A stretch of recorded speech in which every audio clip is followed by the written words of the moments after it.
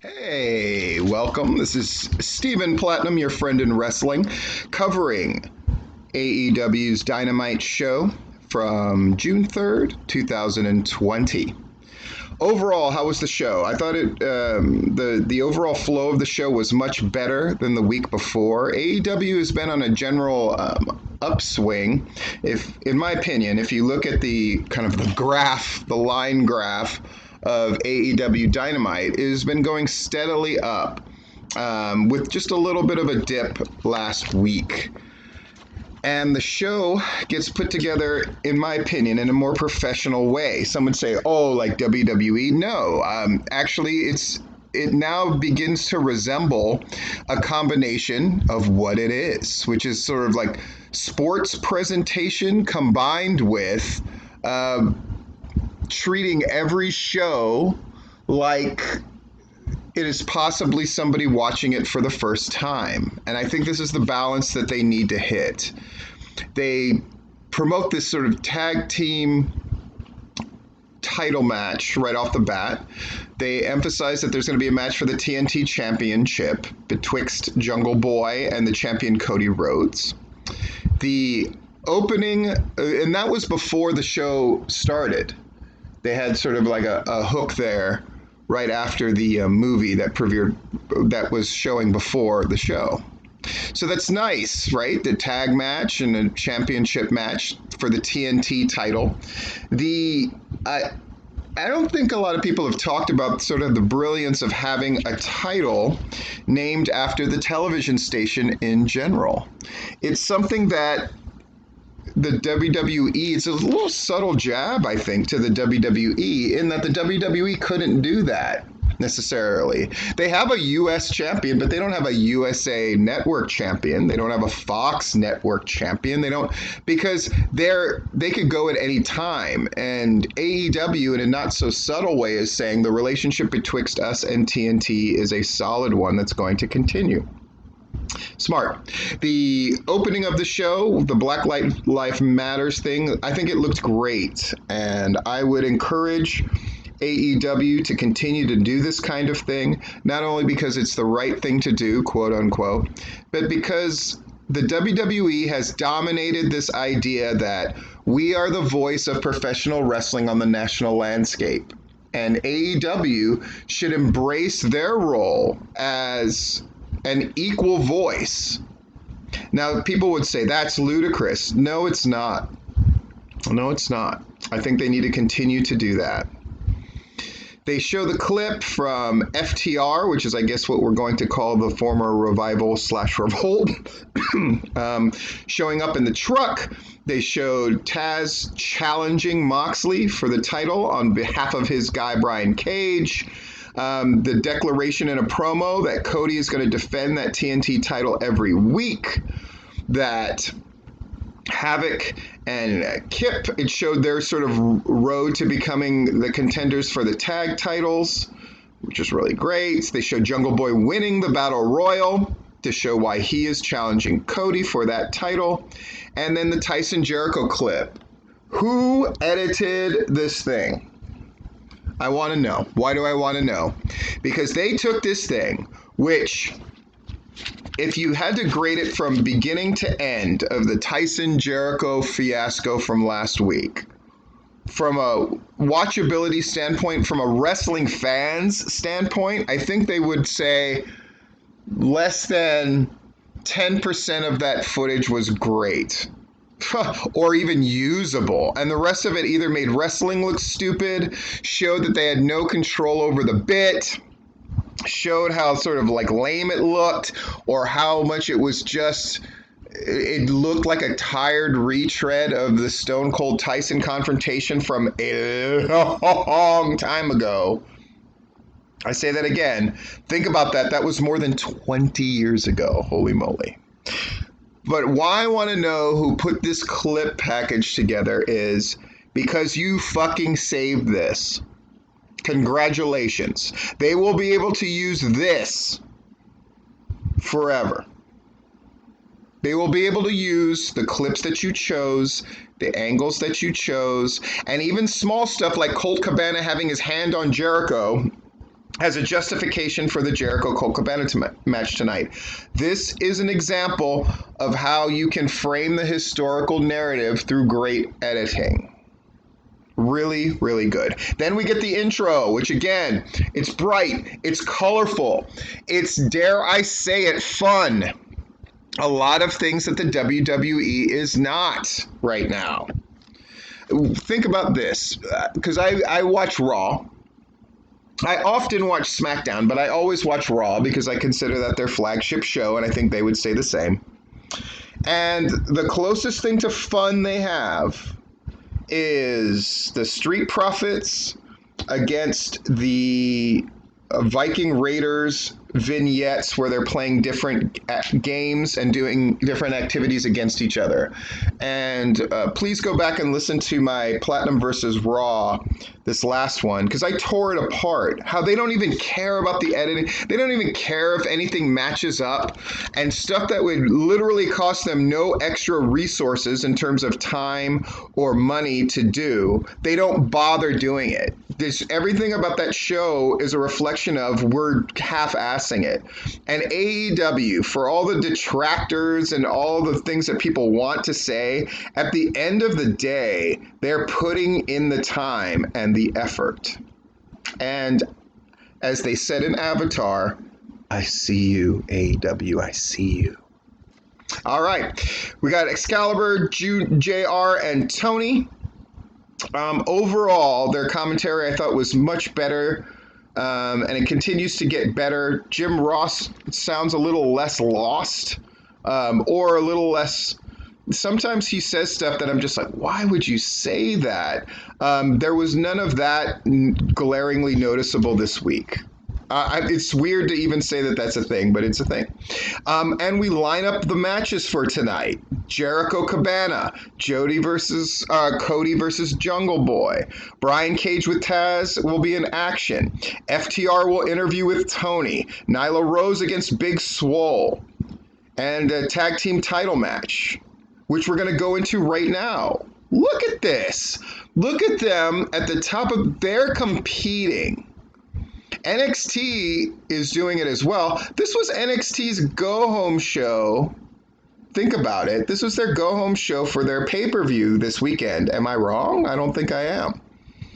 And we'll see when ratings come out what that means. I don't think it means anything with NXT, whereas AEW has taken going into Double or Nothing and started to come back up. And since then, they've capitalized on the momentum and maintained it. I will be interested to see what they do to sort of help the people that lost at the pay-per-view. Lance Archer, who we didn't see last week, which I think is very smart, as long as they bring him back in kind of a cool way to put him back in our mind's eye. And Nyla Rose, who's going to get a match, which I assume Nyla Rose is going to win, but we shall see. So we got the tag team title match, Kip Sabian and Jimmy Havoc with Penelope. Each one of them came out to their own intro, which I thought was interesting, yet they made it a point to look together and pose together once they all got to the ring. Really great. Hangman Page and Kenny Omega each get their own intro, which created a sort of a little awkward moment. And again, heels, just clear out of the fucking ring and let the baby faces have the moment, or else you look weird for not attacking them. The match was really good, and the commentators right off the bat did a great job during the introductions of setting up the story. Well, you know, Hangman Page and Kenny Omega haven't always been on the same page, but I think since the big match at the pay-per-view, they've been on. I think that's a thing of the past, but by even saying I think, they're sort of leaving it open that it might not be, which is really good. And they highlighted the fact that, you know, Kip Sabian and Jimmy Havoc have been a really great team and really are going into this thing with a great deal of momentum, which I totally agree with. As somebody who follows AEW Dark as well as the other AEW shows, they're really good. I'm really excited for them to have this match. Dasha is the commentator or the announcer, and I'll say that she's a little stronger than who they have do it for AEW Dark in terms of voice. All right. So I just jotted down a few notes. To me, it's more about the sort of general narrative. That's what I talk about. I'm not going to break things down spot by spot. I was really glad to see Saban and Jimmy Havoc doing the field goal spot. I always think it's really great. Uh, the spot where Omega caught Penelope Ford coming off the top rope with the head scissors and froze her in time. Again, I just thought it was such a cool little spot. And the referee kicking out Penelope Ford, catching her in the ring was, I thought, really great. It's again, AEW does a lot of work in ways that people don't notice, like establishing the referees again and again and again and again. When's the last time you saw a ref bump? Right? When's the last time you saw the referee not catch something super major? Right? Pretty good. Pretty good. I thought it was interesting in the beginning of the match that the heels were working on Omega's right arm for a while. It's one of those things that's going to drive certain people crazy, but I kind of saw what they were going for there, so I ain't that mad at it. Anyway, I thought the finish in particular was really great. AEW does excel at big spot stuff, and this was no exception. I thought it was one of those rare occasions where the team that lost actually came out looking better at the end, and Page and Omega retain, which I think is the right move. They're set to defend their titles at Fyter Fest, which we're going to talk more about because AEW very subtly sort of dropped a bomb about Fyter Fest, which I thought was cool. We go to a commercial. Then we come back and Tully has been pumping up Shawn Spears and just all over his ass and just yelling at him. I like the stuff that they've been doing with Shawn Spears lately. I guess they tried the Shawn Spears news thing and just decided they didn't want to do it anymore, which I think is too bad. But this is the direction they're going, is they're going to further give him a thing with Tully, and then he presents him with this box and he opens the box and there's a glove in there and Shawn Spears smiles. What does that mean? I don't know, but everybody's got something to do. Everybody's in the mix. That's the sign of a healthy and thriving wrestling show, if people are in the mix. Sizzle reel stuff from last week, a lot of spots here and there, looked really good. And now we got match number 2, Brian Cage with Taz against Shawn Dean. I guess this is why Shawn Dean was not on AEW Dark, which was a big disappointment to me. But we see Shawn Dean here. And, of course, it's Squash City. And Brian Cage, he is strong because Shawn Dean is not a tiny guy by any stretch. Pretty standard stuff here. Brian Cage demolishes him. Then Taz cuts a promo, a really great promo, ripping into Mox and how Mox is, it's the thing that pissed Taz off was when Taz was talking to him last week, he had this smile on his face and Taz didn't like that. And Brian Cage is going to wipe that smile off and all that good stuff. And then Mox shows up, which was actually unexpected with the way that they had it structured. And so I thought very effective. Mox comes to the ring, says by no means was he smiling because he didn't respect Brian Cage. On the contrary, he respects him a lot, and he knows he's smiling because Brian Cage is going to bring that intensity that he wants as the champion. I know not everybody sold as Mox as champ, but I do think he's going for a different thing altogether, which is I stand alone. I'm not with the elite.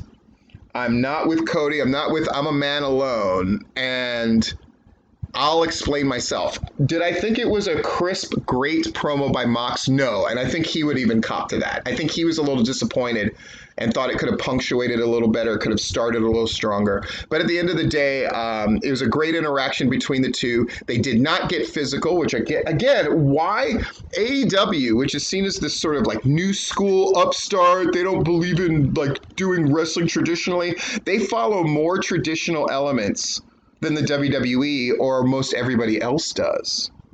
The guys didn't attack each other here. They don't attack each other. Like, for the most part, AEW doesn't do the tired old, and then somebody interferes in your match and costs you the match and then beats you up, which is what you see all day, every day on NXT, SmackDown, and Raw. AEW does the don't let them touch each other. And then so when they finally wrestle each other, it's special. That's about as old school as it gets, is it not? Just making a note there. All right. Commercial. Then we come back. Lance Archer is demolishing somebody out in the middle of like a, I don't know if it's a construction site or what, but he's beating the crap out of that dude in a mask. And emphasizing the fact that one loss doesn't matter, and he's been wrestling for 20 years. And I thought that was smart. It's sort of like peeing in the ocean, right? You just immediately diffuse that loss. He's still a monster. And this idea where he really intimidates Alex Marvez with the microphone. Alex Marvez is great, but I should totally have that job. Just saying. Anyway, but that Jake apologizes because he can barely control Lance Archer. This is the Jake that I like. I think when Jake is given too much latitude, like with the Arn promo, he derails stuff. And then he brings up all it, like he, as comedians call it, emptying your notebook, which is you just say every joke that you've been thinking of lately instead of going through the process of editing and refining and really sharpening. When Jake empties his notebook, it's not good. But when Jake is given one mission, he puts it over as good or better than anybody in wrestling. And the mission on this one was Lance Archer is so furious he's going to come back more dangerous than ever, and even I can't control him, and I even have to apologize for him in the wake of what he's going to do. And Lance Archer did this thing of, I'm going to kill everybody on the roster. Big, bold thing, but Lance Archer is back, and he's clearly going to destroy everything, and here we go. Then we had one of these very interesting and dangerous vignettes. I say dangerous because it could go horribly wrong. Let's see. Matt Hardy showing up as Private Parties Talking to check on the knee, which is great. They showed a bunch of clips showing how like Matt Hardy was concerned about them. Matt Hardy puts them over by saying, you guys, your bond reminds me of me and my brothers, which Private Party reacts as if Matt Hardy is a superstar, which he is, right? And Matt Hardy, it's like, we want to do a Hardy party. And Matt sort of agrees reluctantly or tentatively goes, okay, sure, that sounds great. And then he goes off, and then he runs into Sammy Guevara, who's still medically impaired, right? He's still hurt from his match. They have the run-in, but Matt Hardy makes it clear, like, I respect you. And it leaves Sammy a little confused. And again, I like that not everything is super definitive, that some things is like, what is that setting the stage for? I don't know. They set the stage for discussion and conjecture. And then we have a video package saying why we're going to see Cody versus Jungle Boy tonight. And then we go to commercial. Again, really good, pushing their show throughout. We have the Jericho Tyson stuff. And they emphasize, as I said last week, right, that yes, as a segment, it was tough to watch. And from a wrestling fan's perspective, it was lame as shit. But from the outside world's perspective, and I highlighted that great picture of Tyson that was floating around of him enraged being held back that looks so good. And AEW spiking the football a little bit with all of these different entities, Sports Illustrated, right?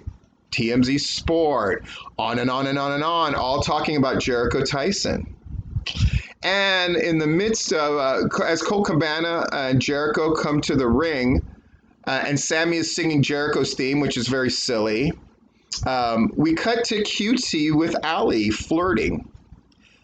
Again, I like it, man. They're just reminding you of this, that, and the other. Really smart. Jericho with a nice wrestling sequence with Cabana, right? And Jericho wins. And the Jericho promo calling out Tyson. And who's the baddest man? You know, I want the baddest man now, not next week, not at the pay-per-view, blah, blah, blah. I want him now. And Orange Cassidy comes out. And it's a great moment. It's one of those where if there was a crowd there, they would have lost their freaking minds. And it's nice continuity. Again, Orange Cassidy walked through an Inner Circle promo, which prompted them to later attack him. And now we have the continuity of Orange Cassidy now ruining Jericho's moment.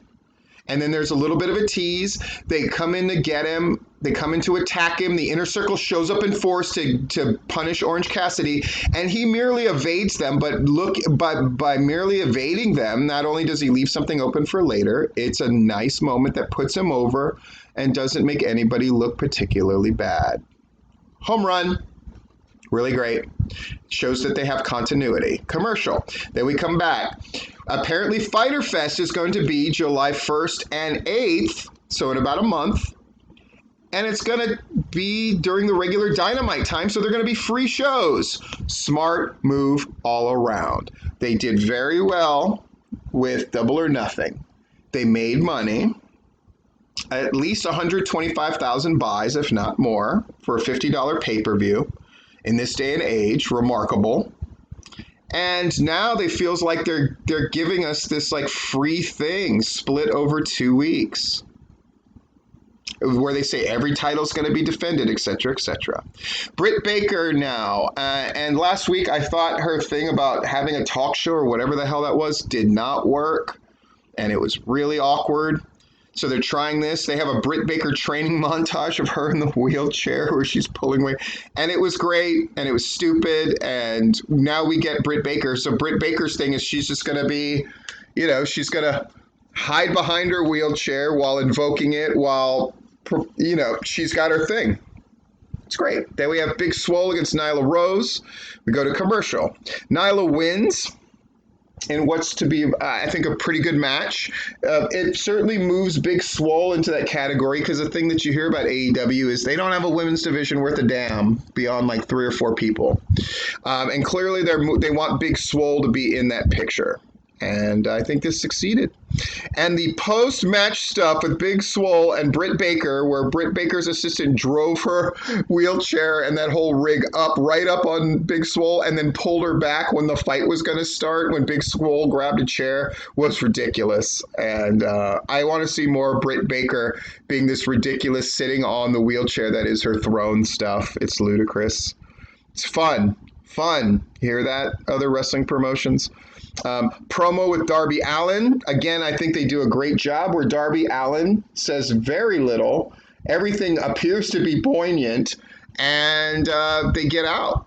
They just set the mood and then get out, which is smart, right? Especially for it's a young fan base that really likes Darby Allin. So I think the more they can do to protect him, where we hear from him, but we just get an idea across and then get out, the better it is, and it's working. They're creating a mysterious vibe, which is a hard thing to do in the wrestling business. Commercial. Interview with FTR. Pretty standard stuff. We're here to win the titles. We're here to show we're the best. The Bucks, whatever. Butcher and Blade show up. And again, good continuity. They attacked Butcher and Blade last week. So Butcher and Blade are here. Nice, yelly, screamy. Butcher and Blade certainly can do the part of we're scary dudes. Pull apart, so they're going to have a match next week. Wonderful. All right, we go into Cabana against Sammy is going to take place next week. By the way, I got to put this over. The Colt Cabana sell on the Judas Effect elbow by Jericho was absolutely phenomenal. They showed it a million times, and they should have. Good job, Colt Cabana. But we're going to have Colt Cabana against Sammy Guevara next week. That's interesting. We're going to have FTR against Butcher and Blade. We're going to have Inner Circle against the 3 of the Inner Circle against the Best Friends, including Orange Cassidy, which we also set up. Wow. And Jon Moxley's going to be on AEW Dark. So we're even promoting Dark in the midst of this. And then Cabana in his post-match, where it's like, you did a good job. And he's like, yeah, I still lost and all this. And then the Dark Order is trying to recruit him again. Man, this show is operating very well. I mean, are there things that can be improved? Sure. And I talk about them. But man, people who want to just say that AEW sucks, they're not watching the show. And they certainly, or they don't understand wrestling enough. Or they just willingly don't want to like it. Jungle Boy comes to the ring for his main event, and we go to commercial. And then Cody comes out. I love the small moment of Arn taking the thing in his hand like a football coach and covering his mouth and talking to Cody. It puts Jungle Boy over, not to mention the relationship betwixt Arn and Cody with just that subtle thing. I heard that Arn got signed for a few more years. I think that's wonderful. They start going in a good match, and they go out of the ring, and we go to commercial. I'm surprised they don't do the split screen here. The person I was watching with was surprised they didn't do the split screen here, and I agreed with him. Then we come back, and Cody is bleeding, having fallen into the wall. I was wondering what they were going to do, because we know this is the stipulation that I hate the most in wrestling. This is a foregone conclusion match. Cody is not losing this title. And AEW, to their credit, doesn't do a lot of cheap outs, count outs, disqualifications, matches thrown out. So they're going to have a winner. But how are they going to make this story interesting? Is it going to be another case of Cody going over the next generation talent? I expressed concern about this with the Darby Allin thing too, right? Like, is always going to be Cody beating the next babyface? Like, that seems like a bad plan. How can we tell a different story every time Cody just ekes it out against them stuff? But here, I think it's great. Cody's bleeding. MJF getting into it with Jungle Boy, so Jungle Boy doesn't. But then Jungle Boy really going after Cody in this sort of athletic MMA kind of feel, right? He's punching at the cut. He pins the little subtle spot. AEW does the big spots well, no argument. But it's when they do the little things, like Jungle Boy trapping one of Cody's arms with his knee, holding down the other one, and then punching away. I thought was just, again, it showed how badly he wanted to win, what kind of trouble Cody was in. That hanging superplex thing was phenomenal. They teased the table that's on the outside holding the title, and then so you see that table, and in your mind's eye, it's like, it's like that old theater thing, right? If you take a gun out on stage, we got to see it. We got to see it used. We see that table and we think, oh, are they going to use it? And then they do. They both fight to the top rope and then they fall through it.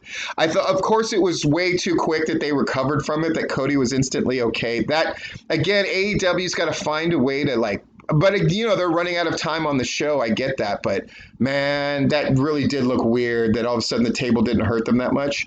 Jungle Boy gets a roll up, which is a good falsie, and then he gets caught in the crossroads, and that's the end. And that's the end of the show. Great job, AEW. They're doing a good job of, there's squashes in there to put guys over, but they're finding a lot of different ways to skin the cat, man, and they're slowly building up their tag roster of, like, top contenders or interesting people. They're slowly building up that women's division. These are two weaknesses, and they're addressing them. And this TNT title thing is going to be a big deal. And they're incorporating AEW Dark in there. And even small little things, like they didn't devote a whole segment for QT, but just even him and Allie continuing their flirting on the next show. And then I saw that there was a videotape thing of him being bestowed the cutter by DDP. Again, they're much better at working in lockstep with all this stuff. So good outing for AEW.